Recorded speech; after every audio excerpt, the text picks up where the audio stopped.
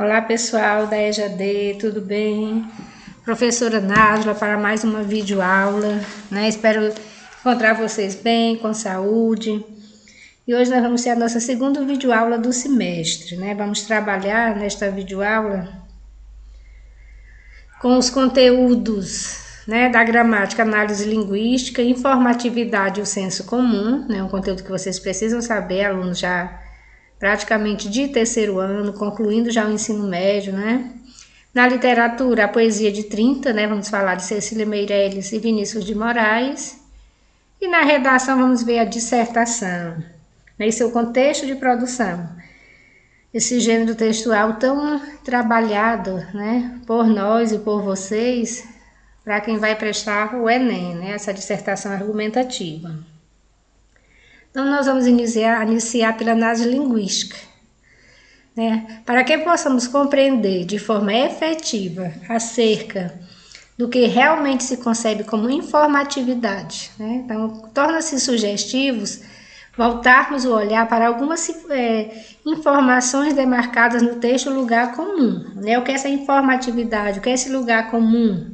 É um recurso dispensável à argumentação. E certificarmos-nos do que o lugar comum, também conhecido como senso comum, traz em sua essência características contrárias, aquelas que se aplicam ao assunto que por ora faz parte da nossa discussão, ou seja, a informatividade, aquilo que é informal.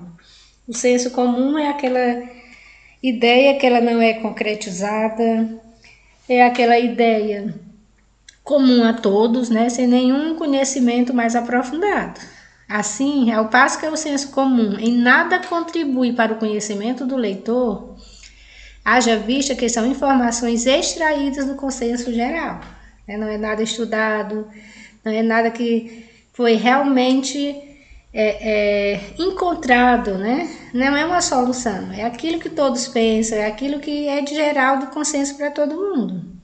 Então, a informatividade, como literalmente se afirma, acrescenta ao interlocutor algo novo e inesperado. Isso porque, pessoal, essa informatividade ela está diretamente relacionada ao conhecimento dos seus interlocutores, né, sobre o assunto tratado no texto, seja qual o texto que você esteja lendo, qualquer temática. Também esse texto está vinculado, né, ao público, ao contexto que circula, que é o que nós vamos ver. Né? Um texto escolar, um texto jornalístico, então é o meio de comunicação em que ele circula é diferente. Então, apesar disso, né, e acerca disso, é que vale afirmar que estabelece uma ligação bastante estreita com o conhecimento de mundo por parte de quem lê algo. Né, que é esse conhecimento do mundo que todos nós temos, são aqueles conhecimentos passados de gerações para gerações. Haja vista que não basta somente ler acerca de um determinado assunto, é preciso, acima de tudo, interpretar o que está sendo lido, procedimento esse que somente se tornará viável se houver um pouco de conhecimento prévio, né? É o senso comum, é o conhecimento comum atrelado ao conhecimento prévio, que aos poucos ele vai se incorporando àquilo que é conquistado. Né? Então, acrescentando a essas elucidações, torna-se importante ressaltar o quê? O nível de informatividade de um texto. Né? Ele pode variar de acordo com o público, que eu tinha falado anteriormente. O texto, ele vai variar com o público a quem se destina. Né? O público e o grau de informações demarcado em um texto tem de estar em consonância entre si. Um texto de um advogado, todas as palavras, todo aquele contexto é de conhecimento dos advogados. Um texto para alunos, né? Então, o público é diferente. Então, tem que caminhar junto, tem que estar em consonância, né? O texto e o seu público. Dessa forma, é importante frisar que um texto pode se constituir de um médio grau de informatividade ou de um grau maior de informatividade. Então, o que seria esse grau? Um médio grau. Ele ocorre com a maioria dos textos que circulam na esfera jornalística, destinado a um público mediano em termos de informação. Né? Então, o texto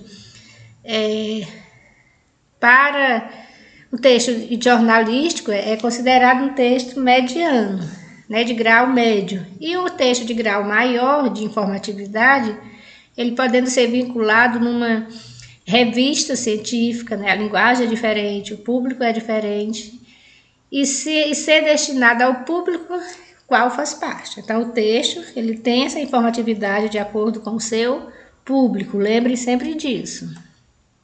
Ok, pessoal? E nós vamos aqui para a nossa literatura, né? Vamos falar de poesia, né? Coisa gostosa que a gente sente prazer em ler, de interpretar, de sonhar, nos leva ao sonho, né? Nos leva à nostalgia. Então, a poesia de 30, né? Que representa um conjunto de obras poéticas produzidas no Brasil durante a segunda geração modernista, que foi de 1930, vocês lembram que foi até 1945. Essa geração de 30 é considerada um dos momentos da poesia brasileira, um dos melhores momentos, marcada por um período de maturidade, né? Já na segunda fase, então tudo aquilo que iniciou, que não estava bacana, que precisava ser melhorado, já foi tendo esse acréscimo de informações a partir da poesia de 30, tá certo? A poesia de Cecília Meirelles, Vinícius de Moraes. Nesse momento, os ideais modernos já estavam consolidados, né? Já estavam maduros, tinham sentido, tinham segurança. E por isso é chamada também a fase da consolidação, né? Aquela fase já mesmo, como o próprio texto já diz, de maturidade. E aí nós temos alguns pontos importantes sobre essa geração. Na segunda fase do modernismo, né? Os autores abandonam o espírito da primeira fase. Assim, eles procuram demonstrar racionalidade, ser racional, né? E questionamentos maiores, em detrimento do espírito destrutivo, característico do início do movimento. Então, no início do movimento tem aquele espírito mais destrutivo, aquele espírito mais do novo que está começando. E na segunda fase já é a racionalidade, os questionamentos, né? O que não está indo bem, o que poderemos melhorar. Desta maneira, né, a poesia de 30 apresenta grande abrangência das temáticas. Então, temáticas da poesia de 30, temática social, histórica, cultural, filosófica, religiosa e cotidiana, principalmente. Uma das características mais importantes dessa fase, pessoal, foi a liberdade formal. Os poetas escreviam em versos livres, sem rimas, sem métricas, isso tudo sem abandonar as formas fixas, né? Por exemplo, o soneto, formado por 2 quartetos e 2 tercetos. Eles não abandonaram tudo, né? Mas eles inovaram e mantiveram também a questão, né, dos versos, tá certo?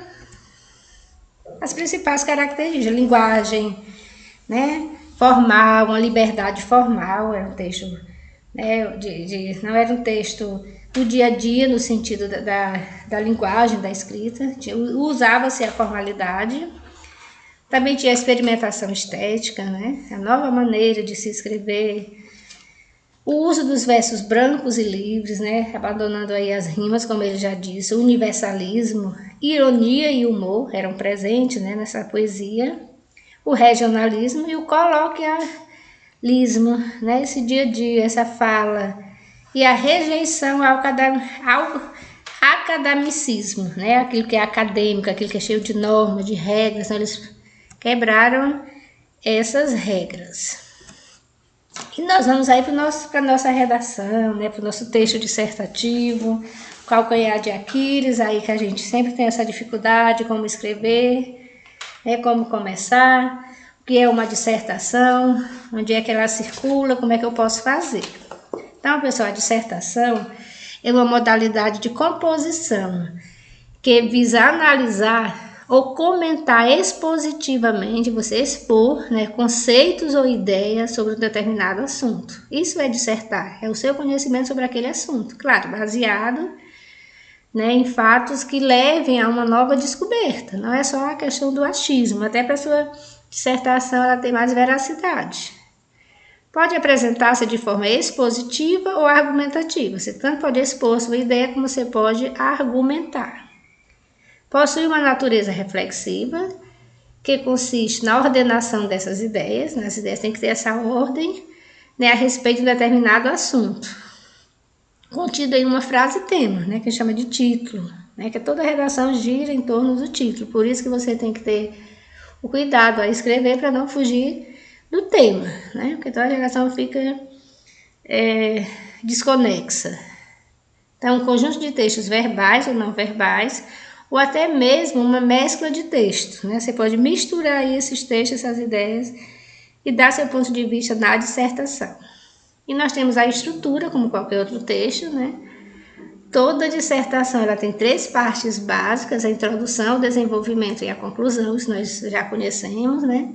Aí a gente vai só ver hoje, né? E relembrar e aprender o que é que deve ter na introdução, né? A introdução do texto dissertativo, encontramos o quê? A delimitação de um tema, através de frases chamadas de argumentos.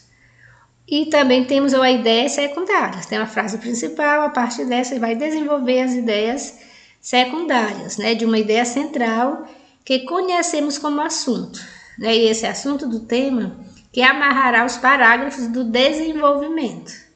Sugestão, né, de 2 ou no máximo 3 parágrafos. Isso, pessoal. Toda redação tem que ter o mínimo 1 parágrafo para a introdução, né? 2 ou 3 parágrafos para o desenvolvimento e 1 parágrafo para a conclusão. A conclusão nunca pode ter mais de 1 parágrafo. A introdução também. O desenvolvimento pode ter quantos parágrafos você achar necessário. Então, no desenvolvimento do texto dissertativo, trabalharemos as frases ideais, né? As frases ideias, ou argumentos, observando a estrutura padrão de um parágrafo, né? De um desenvolvimento, né? Que será apresentado mais tarde nas outras videoaulas, né? Apresentando a causa, as consequências, exemplos, sempre no fim do parágrafo, para mostrar harmonia. Então, o seu texto tem que ser harmonioso, tem que ter coesão, tem que ter coerência, tem que ser essa ligação entre os parágrafos, entre a introdução, desenvolvimento e a conclusão. Já ele diz que a conclusão do texto dissertativo também, né, tem uma estrutura padrão. Chega de inventar, até para finalizar um texto devemos seguir regras, seguindo-as o resultado final da redação primoroso. Na sua conclusão você vai o quê? Você vai reafirmar o que você disse anteriormente. Na conclusão não pode parecer nenhuma ideia nova, né? Então o seu texto fica desorganizado. É isso, pessoal. Essa é a nossa videoaula. Antes de ver a nossa frase aqui, que eu sempre deixo no final. Entre no canal da escola, né? O JAF Conecta. Deixe o seu joinha. Assista as aulas, né? E tire bom proveito do conhecimento, revejam os vídeos, façam as atividades. E persista. Se tudo fosse fácil, qualquer um conseguiria. Vamos levar essa frase para a nossa vida. Situação que nós estamos vivenciando, né? Tudo está difícil, mas se fosse fácil, qualquer um conseguiria. E vocês estão conseguindo, vocês são os vencedores. Vocês continuam estudando, vocês continuam persistindo, fazendo as atividades, ok? Então, um forte abraço, tudo de bom, né? E até a próxima aula.